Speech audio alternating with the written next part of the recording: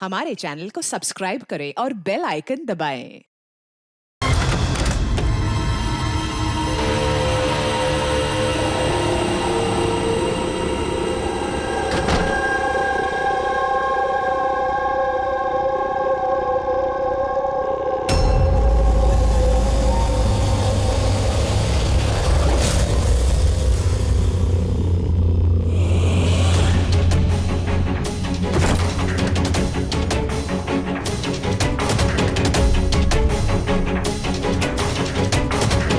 बकुल से आज बात करनी पड़ेगी, चाहे कुछ भी हो।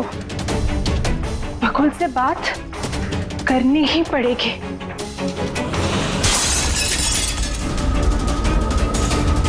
घर में तो कोई नहीं है, ये आवाज कैसे?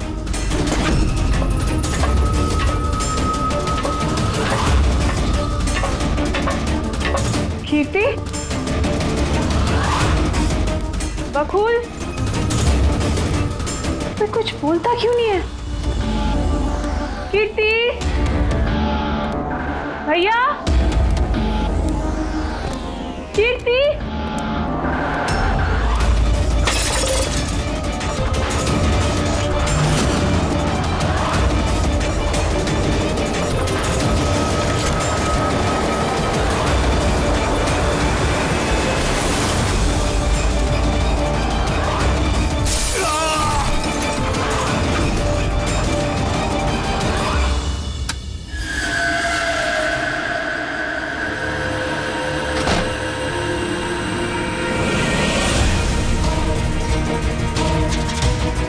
भैया का सूटकेस। भैया बैंगलोर नहीं गए क्या?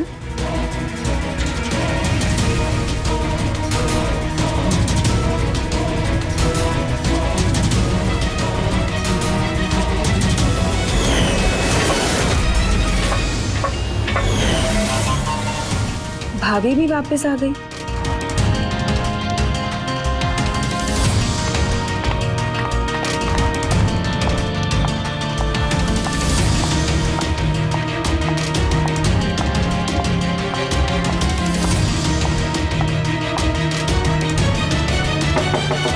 भैया, बकुल भैया, भैया आप बैंगलोर नहीं गए क्या? भाभी,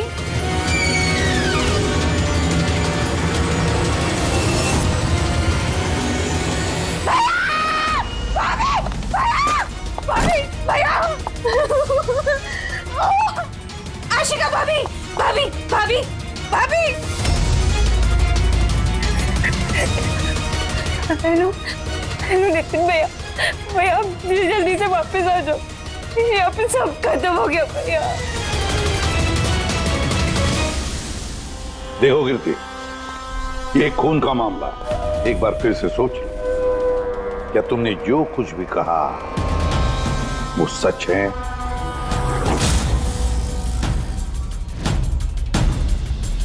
सर, हमें नहीं लगता है कि ये बात सच है। आपके लगने या ना लगने से कोई फर्क नहीं पड़ता। जब आपसे कुछ पूछा जाएगा तभी बोलना। हो सकता है ये सच बोल रही हो, क्या पता।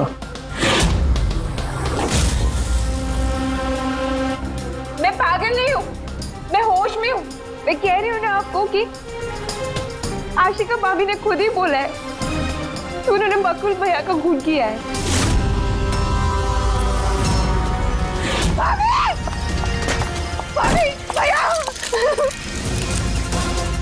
आशिका भाभी, भाभी, भाभी, भाभी, भाभी, भाभी का धन कौन? भाभी, भाभी, भाभी, ये सब हुआ कैसे?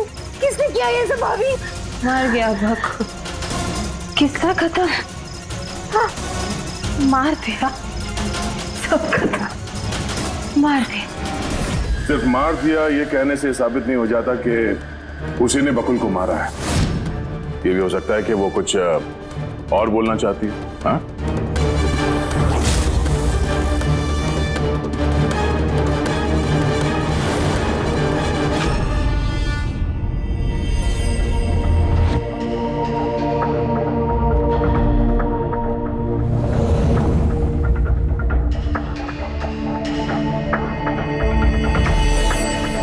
एक बात बताओ, जब बकुल का खून हुआ उस वक्त तुम सब लोग कहां पर थे?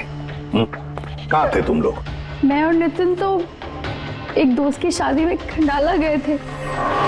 कीर्ति का कॉल आया और हम भागे चले आए। मेरी बिजनेस मीटिंग थी होटल क्रिट्स में, वहाँ एक क्लाइंट के साथ डिनर था। जैसे ही नितिन का फोन आया तो मैं यहाँ पर चला आया। और आप कीर्ति, आप कहां थे? मैं बाहर गई हुई थी।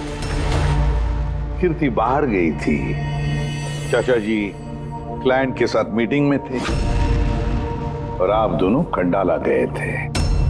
उस वक्त बकुल और आशिका घर में अकेली थी, है ना? बकुल भैया भी बैंगलोर जाने वाले थे, उनकी 11 बजे की फ्लाइट थी और आशिका भाभी तो पार्टी में गई थी। आप सब घर में नहीं थे तो फिर बैंगलोर जाने वाला बकुल वापस क्यों आया घर पे? और ये आशिका वो पार्टी से वापस क्यों आई? तो वो आप जाकर आशिका भाभी से पूछिए ना कि वो इतनी जल्दी वापस क्यों आ गई। वो तो घर पे ये बोलकर गई थी ना कि वो सुबह वापस आएंगी। वो तो हम पूछेंगे उससे। फिलहाल आप बताइए, आप कहाँ गई थी बाहर? मेरी मदर बांद्रा रहती है, उनको अचानक फूड पॉइजनिंग हुआ था, मैं उनके पास ही गई थी और फिर वहीं से मैं आई। वाह, हर एक के पास एक्सप्लेनेशन है कि बकुल के खून के वक्त मैं यहां था, मैं वहां थी, मैं वहां गया था। सबके पास एक्सप्लेनेशन है, लेकिन आप सब लोग एक बात अच्छी तरह से याद रखना, हम सीआईडी वालों से सच ज्यादा देर तक छुपता नहीं, सामने आकर ही रहता है।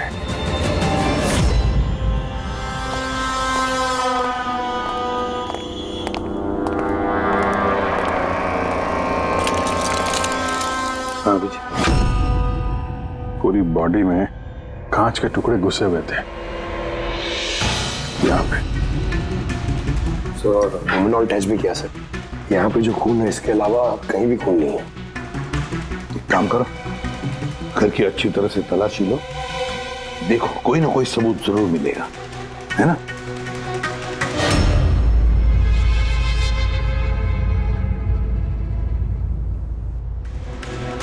ये बताया सर, इनका कहना है कि इन्हें कुछ भी याद नहीं। कुछ भी याद नहीं? आशिका, तुम्हें याद आ रहा है तुमने कीर्ति को होश में आने के बाद कुछ बताया था? याद करो। मुझे कुछ याद नहीं आ रहा। याद करने की कोशिश करो। कीर्ति कह रही थी कि बकुल का खून तुमने किया, ऐसा तुमने खुद उसको बताया। कीर्ति इल्जाम लगा रही है मेरे पे। बकुल को मैंने नहीं मारा।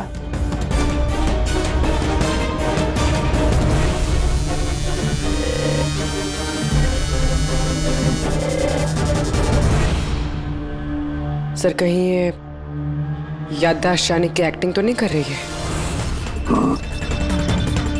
हो सकता है, क्योंकि बकुल यहाँ कमरे में खून से लथपथ पड़ा है और इसके सर पे थोड़ा सा निशान है, बस।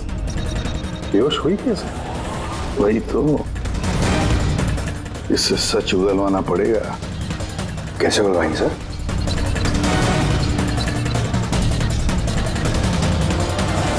सच उगलवाएंगे नार्को टेस्ट से।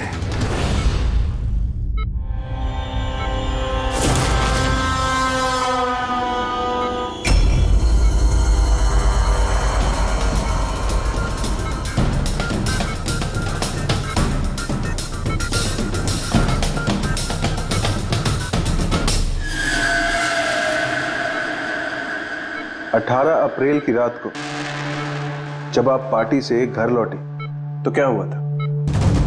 मैं घर में घुसी, बकुल चिल्ला रहा है। फिर क्या हुआ? फिर मैं रूम में गई देखने के लिए। क्या देखा आपने? मैंने देखा कि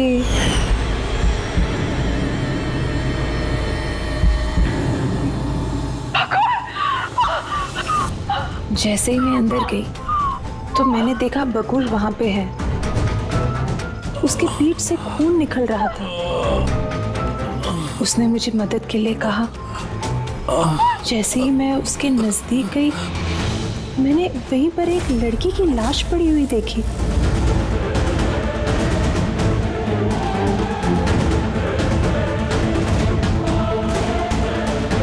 मुझे गुस्सा आया और मैंने वहां पड़ा एक कांच को उठाया।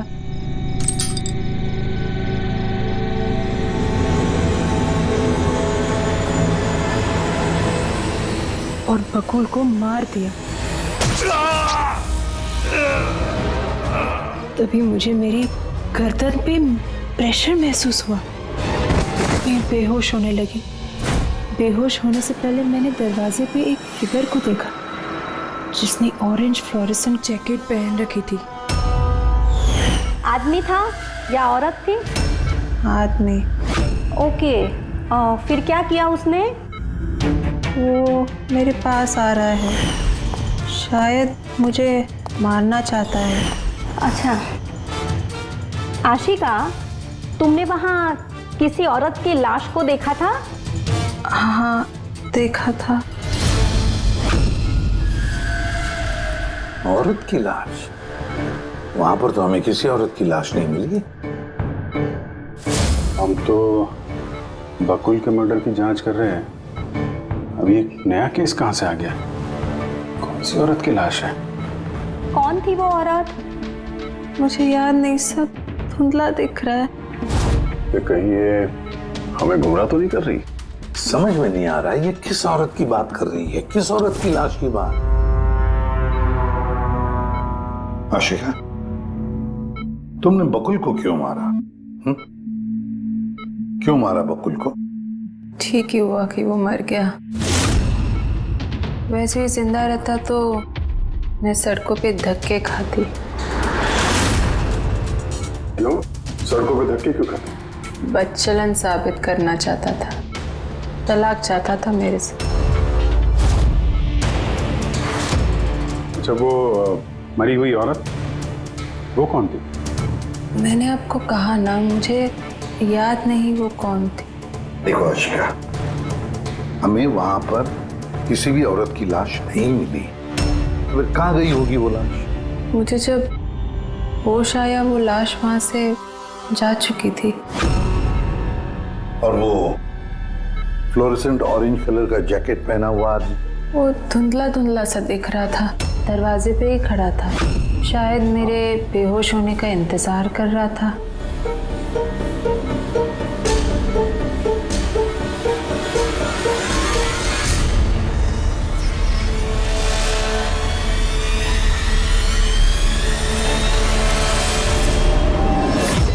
अभी तो आशिका वही बोल रही है जो उसे अच्छा लगता है, मगर टेस्ट में उसने सब कुछ सच सच बोला है। Thank you sir. अगर इसने नार्को टेस्ट में सच बोला है तो हमें उस मरी हुई औरत के बारे में पता करना पड़ेगा। लगता है क्राइम सीन पर दोबारा जाना पड़ेगा। अच्छी तरह से फिर से चेक करते हैं। कोई ना कोई सबूत तो मिलेगा ही मिलेगा।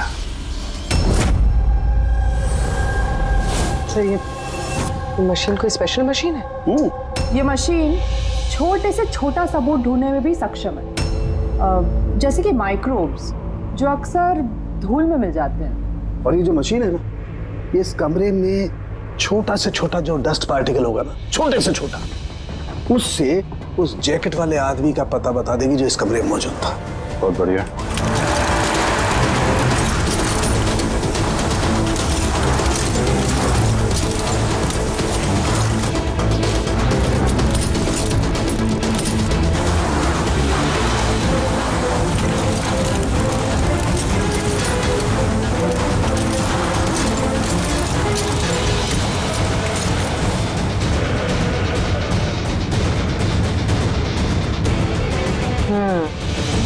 ये देखिए, जो हमारी नजरों से बच गया वो इस मशीन ने ढूंढ निकाला।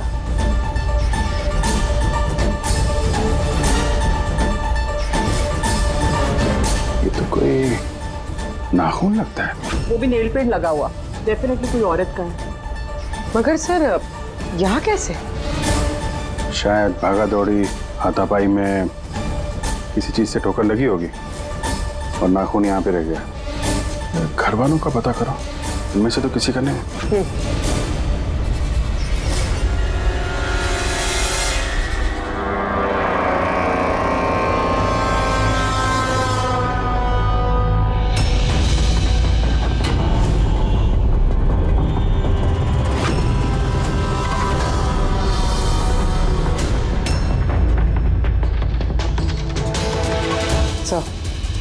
या? पर घर में तो किसी का भी नहीं है। शायद उस औरत का होगा जिसकी लाश आशका ने देखी थी। लगता तो ऐसा ही है।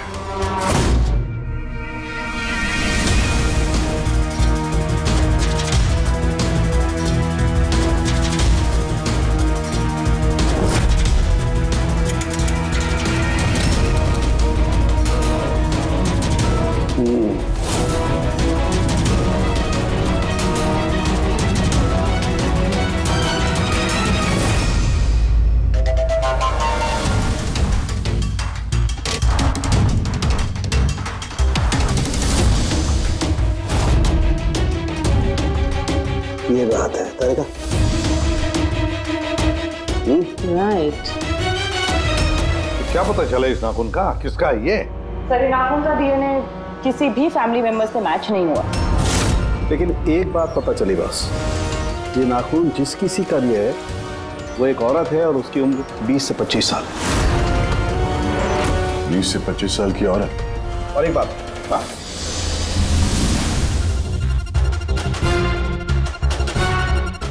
ये जो बारीक बारीक सफेद सफेद कण देख रहे हो ना, ये high percentage of high and cocaine है। नाखून में से नहीं। कोई औरत ड्रग एडिक्ट भी है? हाँ, घर परिवार की नहीं, बाहर की है। सर कोई बाहर वाली वहां पे आई है तो किसी कार, ऑटो, टैक्सी वगैरह ही किया होगा। हाँ, पता लगाना पड़ेगा रिक्शा वालों से, टैक्सी वालों से कि क्या उनमें से किसी ने उसे घर पर छोड़ा है क्या। सर वो आशिका बता रही थी कोई फ्लोरोसेंट ऑरेंज कलर की जैकेट पहने हुए आदमी था वहां पे। बेहोश होने से पहले मैंने दरवाजे पे एक फिगर को देखा जिसने ऑरेंज फ्लोरेसेंट जैकेट पहन रखी थी। वो कौन है, कहाँ से आया, कहाँ गायब हो गया, उसके बारे में भी पता लगाना पड़ेगा। और सर जितने ड्रग पेडलर्स हैं उनसे भी पता करना पड़ेगा कि कितनी औरतें ये हाई एंड कोकेन लेती हैं। अभिजीत, एक काम करो, रिक्शा वालों से, टैक्सी वालों से पता लगाओ क्या किसी ने इस औरत को घर पर छोड़ा था क्या, और मिसिंग पर्सन रिपोर्ट भी चेक करो। और दया, जाओ शहर में जितने भी ड्रग पेडलर्स हैं ना, सबसे जाकर पूछताछ करो। देखो क्या वो किसी ऐसी औरत को जानते हैं जो हाई क्वालिटी कोकेन इस्तेमाल करती है। और हम जाकर उन घर वालों से मिलते हैं, देखते हैं क्या कर रहे थे, कहाँ गए थे इस हादसे के वक्त।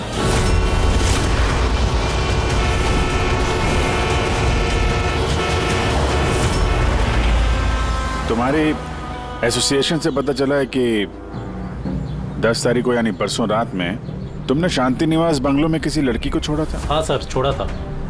कितने बजे की बात है? सर लगभग 1 बजे की बात है, उसी बंगलों में। सर बहुत नशे में थी वो और बार बार अपने हस्बैंड को गाली दे रही थी। अच्छा जी सर।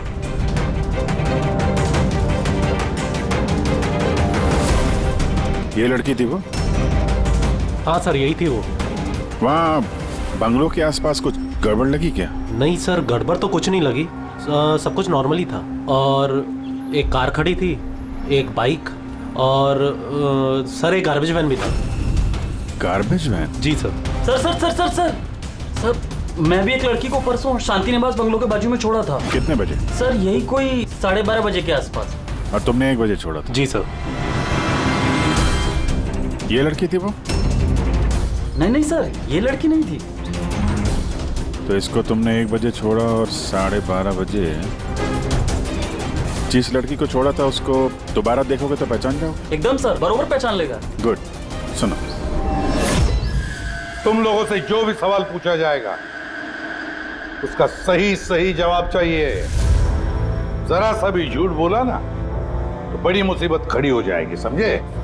सर झूठ बोल के जान आफत में नहीं डालनी है हमें। तो फिर बताओ, जिस दिन बकुल का खून हुआ उस दिन क्या चेतन तुम्हारे होटल में था? जी सर, वो होटल में थे और उन्होंने सारा समय क्लाइंट के साथ बिताया। उन्होंने क्लाइंट के साथ डिनर भी किया। अच्छा, तो ठीक है, क्लाइंट के सारे डिटेल्स चाहिए हमें और उस दिन का सीसीटीवी फुटेज भी। शीना, कीर्ति की माँ को फूड पॉइजनिंग क्यों हुई? खाने में क्या मिलाया था?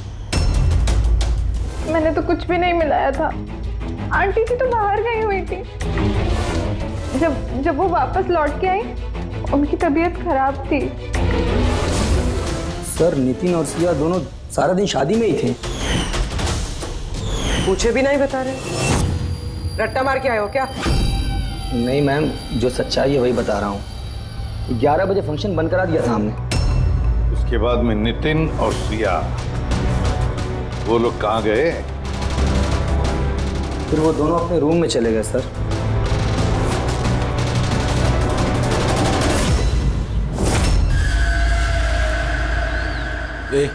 ये माल किधर मिलेगा?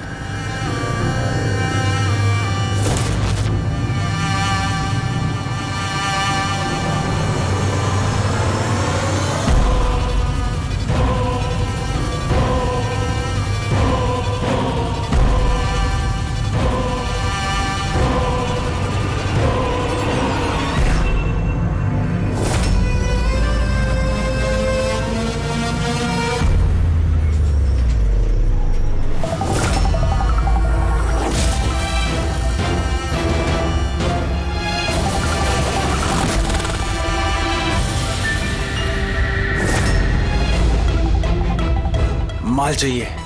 मिलेगा। कितना चाहिए और पेमेंट कैसे करेगा? पेमेंट माल इस्तेमाल करने के बाद। माल इस्तेमाल करने के बाद भागने के बारे में ना सोचना भी मत। मेरे पास हर एक क्लाइंट की ना कुंडली है, कुंडली, और उस कुंडली में लिखा है कि मेरा क्लाइंट ओवरडोज से मरेगा या मेरी बंदूक की गोली खा के।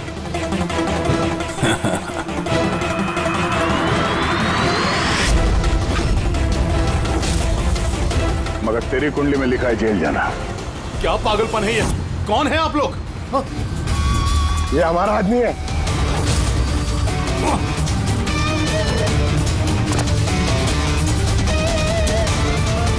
चल, बात हो गया।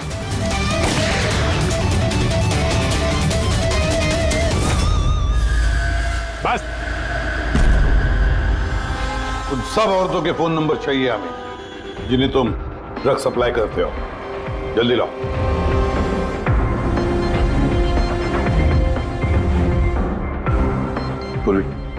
देखो जरा, कॉल करके देखो इन सारे नंबर्स पर। देखो कोई गायब तो नहीं है।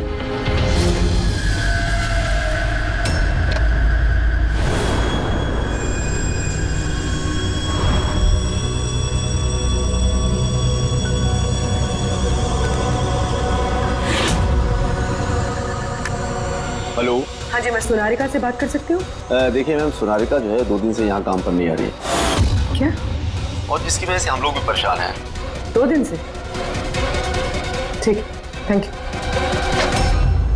सर। सर, डायरी में जो फोटोज थी उनमें से ये वाली लड़की गायब है। इसका नाम सोनारिका है और ये एक बार में काम करती है। 2 दिनों से गायब है। ये सोनारिका, ये तुम्हारी क्लाइंट है? हाँ सर। इसी लड़की को छोड़ा था तुमने? हाँ सर, यही थी। अच्छा, यही थी। आशिका ने इसी को देखा होगा। बकुल के परिवार वालों को अंदर देख रहा हूं। जरा ध्यान से देखिए फोटो। ये वो लड़की है जिसकी लाश आपके घर से मिली थी। आप लोग जानते हैं सर? हाँ? नहीं सर। अब मैंने देखा है इसे बकुल भैया के साथ 2 महीने पहले। बकुल भैया के साथ 2 महीने पहले? कहां पर देखा था? एक होटल के बाहर, और भैया ने कहा कि ये उनकी क्लाइंट है। अच्छा, एक ड्रग एडिक्ट बार में काम करने वाली लड़की के साथ बकुल था और इनसे झूठ बोल रहा था कि क्लाइंट है। क्यों झूठ बोला उसने?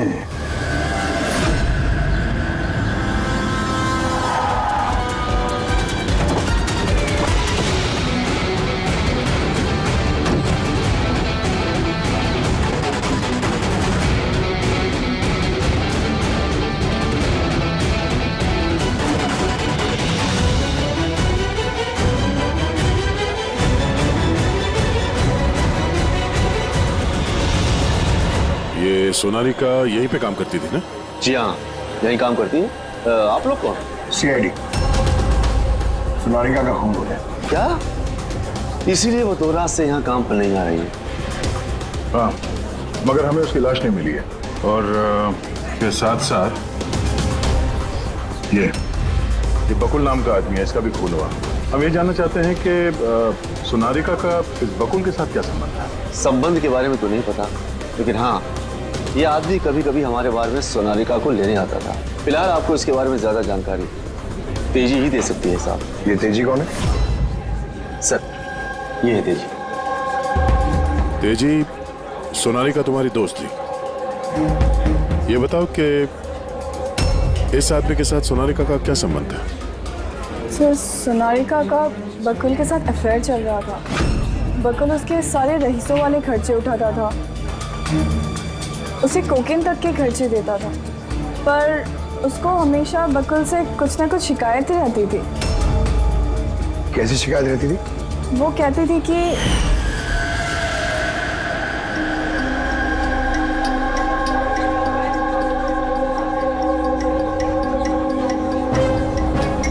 सोनालिका क्या हुआ? मैं बकुल के साथ ना अब ये रिश्ता और नहीं रख पाऊंगी। क्यों, क्या हुआ? ना तो रिश्ता रखने के पैसे मिल रहे हैं और नहीं वो बकुल अपनी बीवी आशिका को डाइवोर्स दे रहा है। कुछ तो करना पड़ेगा। क्या करेगी तू? ब्लैकमेल। क्या? मैं उसे ब्लैकमेल करूंगी जिसने मुझे नाटक करने के लिए कहा है।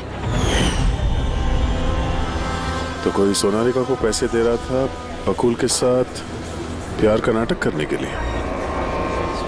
मास्टरमाइंड कोई और ही है? हाँ, और उसी मास्टरमाइंड ने प्लान किया और इस सोनालिका और बकुल को मार दिया। और आशिका का वहां पर आना प्लान में शामिल नहीं था। समझ में नहीं आ रहा है कि ये बकुल अपनी फ्लाइट छोड़कर घर वापस क्यों आया। और सर, अगर खूनी को बकुल की गर्लफ्रेंड को मारना ही था तो कहीं और भी मार सकता था। वहां घर पे क्यों क्यों किया? तो शायद खूनी को पहले से पता था कि बकुल के घर में कोई नहीं, इसीलिए उसने धोखे से सोनालिका को वहां पे बुलाया और उसी समय बकुल और आशिका वहां पे पहुंच गए होंगे। ये हो सकता है। तो सर, लाश को घर से बाहर कहाँ लेके गए होंगे और कैसे? क्योंकि बकुल के घर की सारी गाड़ियां तो पहले से बाहर थी। खूनी अगर चाहता है तो क्या लाश के टुकड़े करके वो सूटकेस में भी ले जा सकता है, या फिर लाश के टुकड़े करके वो प्लास्टिक के थैलियों में भी डाल सकता है। कचरे की थैलियां हैं प्लास्टिक की। हाँ सर। एक कार खड़ी थी, एक बाइक, सर एक गार्बेज वैन भी था। क्या? रात के 1 बजे? रात के 1 बजे बंगले के बाहर एक कचरे की गाड़ी खड़ी थी। इसका मतलब है सर ये खून प्लान था। ये खूनी गार्बेज वैन लेके आया था लाश को ठिकाने लगाने के लिए। और सर, ये फ्लोरेसेंट ऑरेंज कपड़े गार्बेज वैन वाले उसके पहनते हैं। सर, चेतन जिस कंपनी के बिजनेस डिनर पे गया था, ऐसी कोई कंपनी रजिस्टर्ड ही नहीं। मेरी बिजनेस मीटिंग थी होटल क्रिट्स में। और कीर्ति की माँ ने बाहर कुछ भी नहीं खाया। मेरी मदर बांद्रा रहती है, उनको अचानक फूड पॉइजनिंग हुआ था, मैं उनके पास ही गई थी।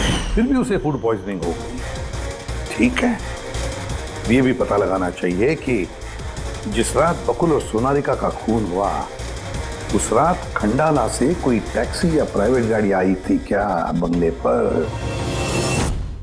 अपनी माँ की बीमारी के बारे में सच सच बताओ। उनकी मेड शीना का कहना है कि उनकी जो भी हालत थी घर के खाने की वजह से नहीं हुई। हाँ, ये सच है।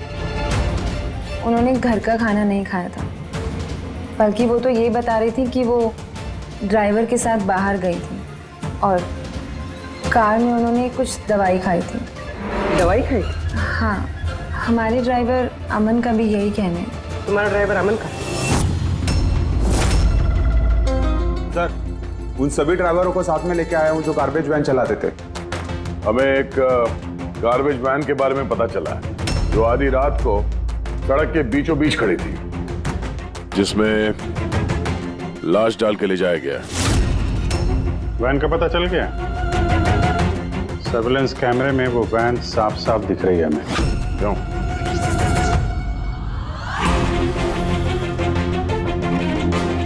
तुम हो ना उस वैन के ड्राइवर? नहीं सर, मुझे कुछ नहीं पता। मेरा भाई लेकर गया था सर उस वैन को। अब वो उसे कहाँ लेकर गया था और क्यों लेकर गया था मुझे कुछ नहीं बताया सर उसने। फोन लगा उसका? जी सर।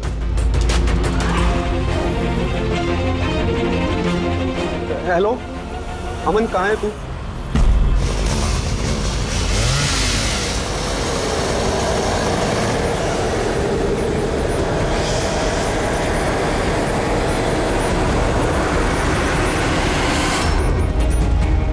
क्या भाई, कैसा है?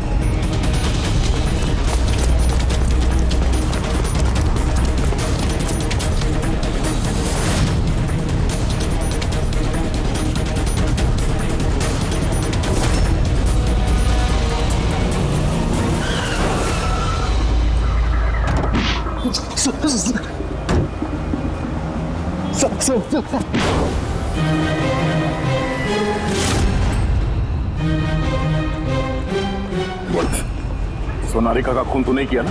हाँ? और कीर्ति की माँ की पानी के बोतल में भी तूने कुछ मिलाया था? हाँ? सर मैं सब सच बताता हूँ। मैंने तो जो कुछ किया उस फोन कॉल की वजह से किया था जो बकुल सर के बंगले से आया था। किसने फोन किया था बकुल के बंगले से? मैंने उसे कभी देखा नहीं है, सिर्फ उसकी आवाज सुनी थी। औरत ही आदमी? सर कभी कभी तो औरत की आवाज में फोन आता था और कभी आदमी की आवाज में। सर ये जो कोई भी है ना, ये बकुल के घर वाला ही। हाँ, मगर तूने ये सब किया क्यों? कोई फोन पे कुछ भी बोल देगा, तू कर देगा? हाँ? सर मुझे लालच दिया गया था सर कि मेरे 5 लाख के कर्जे को चुका दिया जाएगा अगर मैंने उनकी बात मानी तो। सर मैं लालच में आ गया था, मगर मैंने कोई खून नहीं किया सर। मैंने तो सिर्फ लाश को ठिकाने लगाया था सर। लाश का?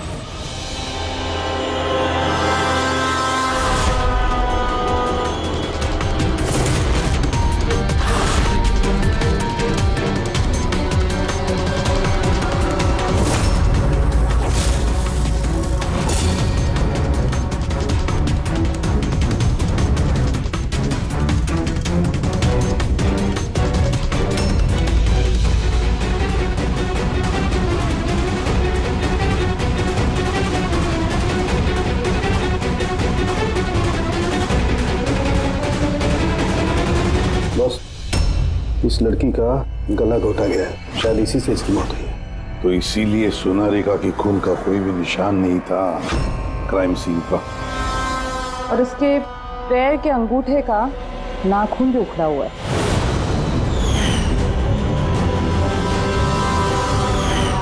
और सर ये क्या है? ये पीला पीला पार्टिकल? यही तो इस केस की सबसे अहम कड़ी है। चलिए खड़े हो जाइए सर, उठिए। और कितनी पूछताछ करेंगे आप लोग? सब कुछ तो बता दिया हमने। इस बार कोई पूछताछ नहीं होगी, आप सभी का नार्को टेस्ट होगा।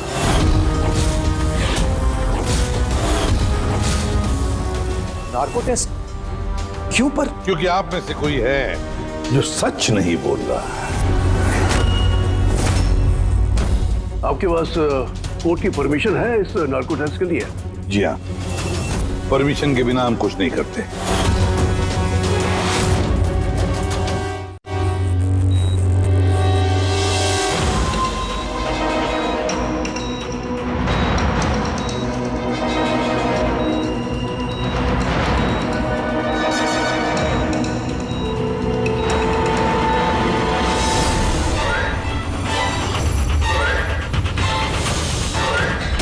नींद आ रही है? जो मैं आपको बोलूंगी उसका सही सही उत्तर दीजिएगा, ठीक है? सोनारिका को जानती हो? हाँ। बकुल का अफेयर था सोनारिका के साथ, ये भी जानती हैं आप? हाँ, मुझे दोनों पे शक था। क्या आशिका ने सोनारिका का खून किया है? आशिका जानते नहीं थे सोनारिका को, तो खून कैसे करेगी? अभी आपको नींद आ रही है? हाँ। सोनारिका को जानते हो? नहीं।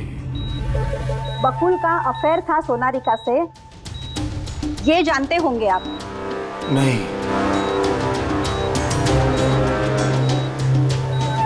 क्या आशिका ने सोनारिका का खून किया है?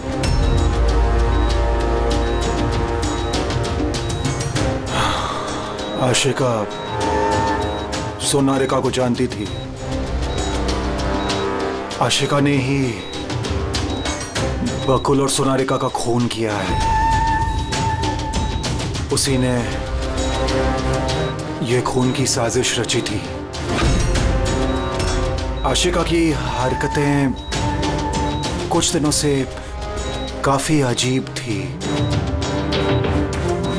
ये बात मैंने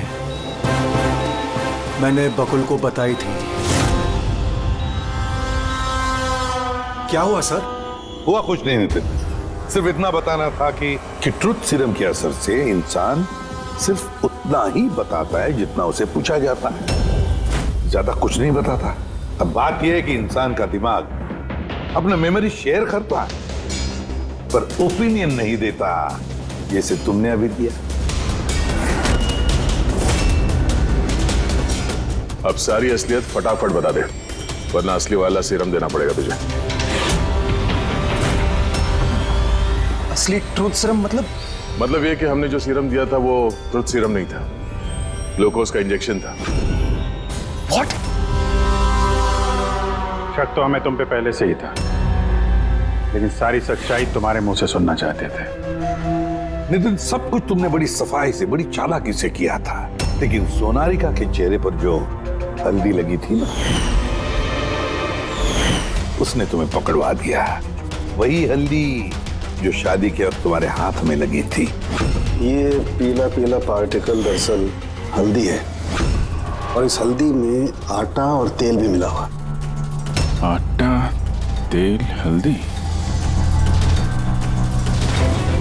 चेहरे पे हल्दी नहीं है, सिर्फ यहाँ गर्दन के पास। कहाँ से आई होगी ये हल्दी? सर सिया बता रही थी कि वो लोग खंडाला गए थे शादी के लिए, और वहां पे हल्दी की रस्म में शामिल भी हुए थे वो लोग।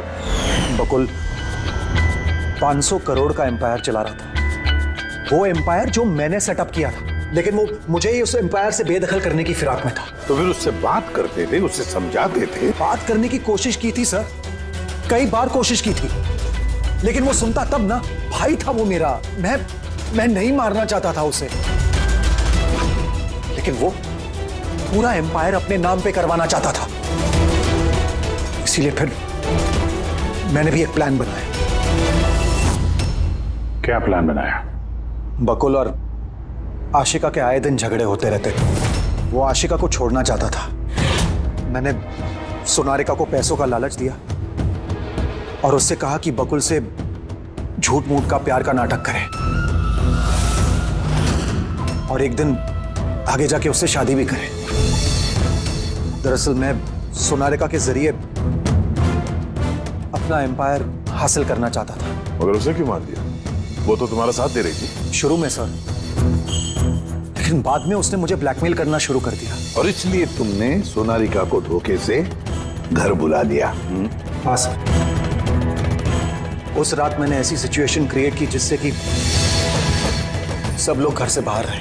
मैं भी सिया के साथ खंडाला चला गया, और जैसे ही सिया ने दवाई ली और सो गई, मैं फौरन टैक्सी पकड़कर यहां आ गया और अमन को बुला लिया। सोनारिका के घर पहुंचते ही, देखो सोनारिका, मेरी बात समझने की कोशिश करो। अगर बीच रास्ते में तुमने मेरा साथ छोड़ दिया तो मेरा पूरा प्लान चौपट हो जाएगा। हो जाए प्लान चौपट, मुझे कोई फर्क नहीं पड़ता। और वैसे भी मुझे उस बकुल में कोई इंटरेस्ट नहीं है, और ना ही मैं उससे प्यार करती हूँ और ना ही मैं उससे शादी करना चाहती हूँ।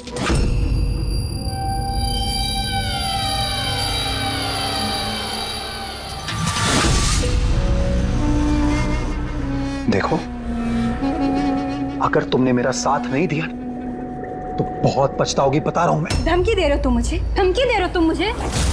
हाँ? ऐसा ही समझ लो।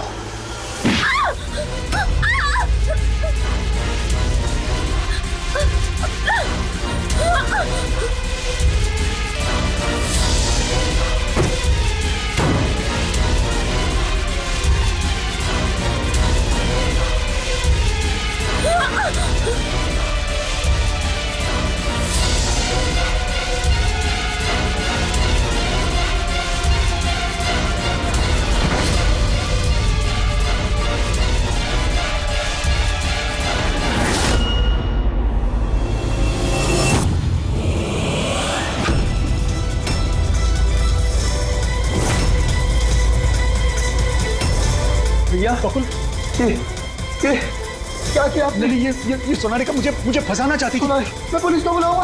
बकुल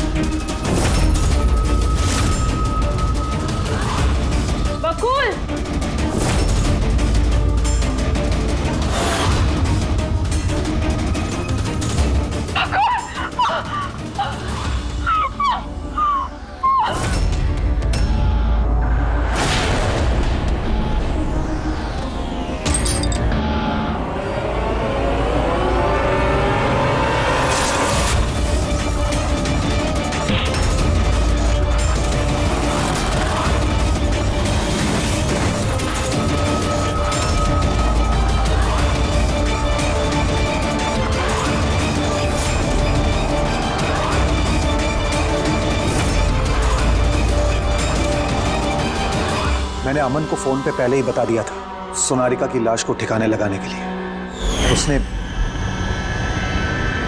उसने बिल्कुल वैसा ही किया। पैसों की लालच ने तुम्हें इतना अंधा बना दिया कि तुम अपना सगा रिश्ता भी भूल गए, अपने भाई की जान ले ली और तो और अपनी साथी सोनारिका को भी मार डाला। कानून तुम्हें कभी माफ नहीं करेगा, कड़ी से कड़ी सजा होगी, शायद फांसी। For more updates, subscribe to our channel, click the show links and enjoy watching the videos.